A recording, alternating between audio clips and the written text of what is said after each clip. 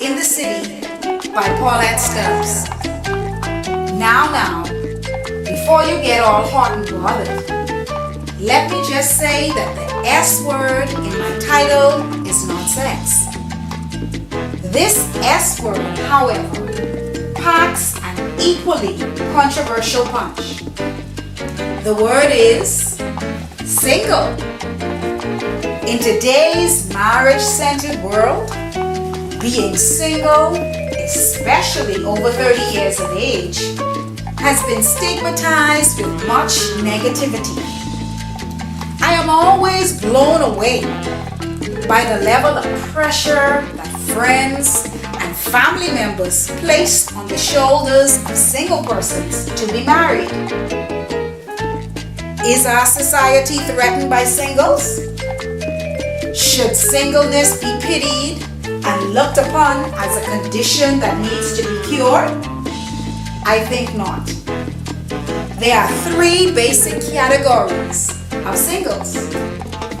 1, those who never married. This includes single parents. 2, singles as a result of divorce. And 3, single after the death of a spouse. Whatever category you may fall in, know that singleness should be embraced with open arms and not frowned upon. It is a time of true self-discovery, self-development, and self-empowerment.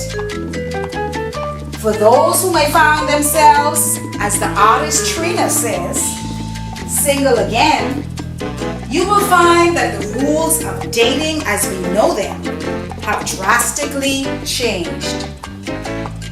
One can only reminisce of the days when the dating process meant, as one article illustrates, a well-dressed single gentleman pulls up to the front door of a single lady's home. He steps out of his car and approaches her front door. The two of them were introduced by mutual friends at a social function earlier. This is their first date. As she steps outside, looking flawless, he offers an umbrella to shield her from the evening rain. He walks her to the passenger side of his car and opens the door. She notices that his car is spotless. They take a scenic route to a special destination where a reserved table awaits. Conversation flows naturally for a few hours, each beginning to learn about the background of the other.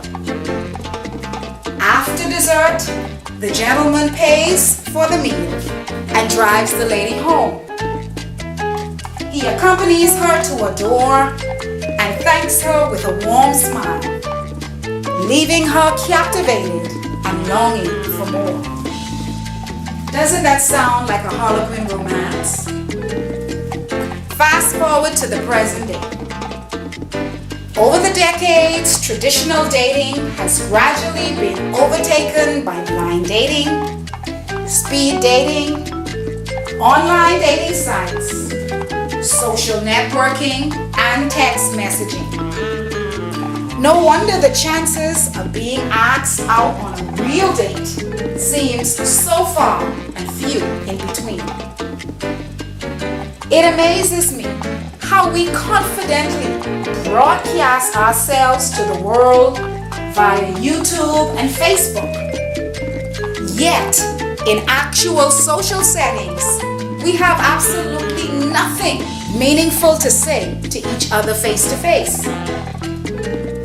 We don't take the time to meet and greet and establish any lasting connections, but instead, we've settled for nothing more than a game of bait and mate, or should I say, checkmate. While this type of practice may be acceptable in the animal kingdom, humans, on the other hand, are relational beings that crave a much deeper level of connection, at least the normal ones. It is truly a sad day when intelligent, professional individuals find no other option than resorting to bar hopping and nightclubbing, succumbing to one-night stands and hookups with those I like to call undateables. We are simply putting the cart before the horse and ending up nowhere fast. Even some of our popular TV shows and movies we enjoy have traded in traditional dating practices for single ladies, sex and the city, and friends with benefits. This is definitely an ugly truth, if I say so myself. For ladies only. While the 1960s feminist movement brought about enormous gains for women in the areas of employment, education, and politics, it has consequently brought with it much backlash. We are still experiencing that today. No matter how aggressive and in charge you are on the job, a woman will never be successful at dating if she is playing the game like a man, full stop. Don't get me wrong, ladies. I am all for my strong, professional, independent women. But ladies, do you honestly believe that you can do everything like a man does? And even if you can, would you really want to?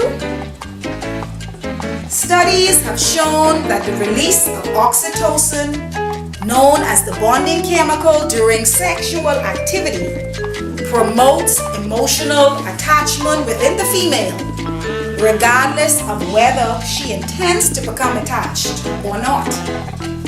How's that for no strings attached? Dating should be a time for information gathering, not mating. It is not for the weak in heart, desperate, or wounded. Yes, I said it.